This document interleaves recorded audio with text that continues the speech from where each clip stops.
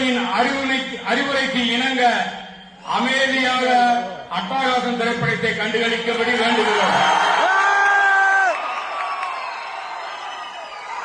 அச்சுறுத்தல், அத்துமீறல், அசம்பாவித சம்பவங்கள் நடந்தால் காவல்துறை தனது நடவடிக்கையை சட்டப்படி செய்யும். 3 மணி நேர பொழுதுபோக்குக்காக உங்களுடைய வாழ்நாளை இழந்து விடாதீர்கள். மறுபடியும் சொல்லுகிறேன், 3 மணி நேர ஒரு இன்ப கண்டுகளிப்புக்காக உங்களுடைய எதிர்கால வாழ்க்கையை நீங்களாகவே சீரழித்து விடாதீர்கள். ஏனெனில் ஒரு எஃப்ஐஆர் விழுந்தால் வாழ்க்கையில் பல பல பாதிப்புகள் உண்டாகும். அது உங்களுக்கு தெரியுமா தெரியாதா என்பது கூட எனக்கு தெரியாது.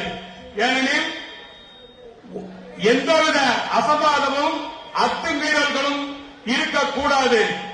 ஒரு சின்ன 75 போட்டா கூட உங்களுடைய எதிர்கால நலம் பாதிக்கப்படும்.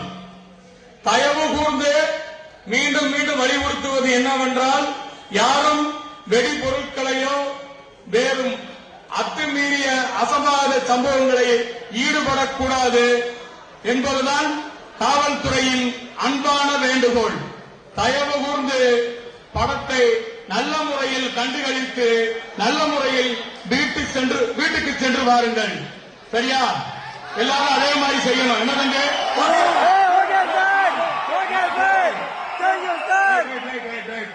நாங்களும்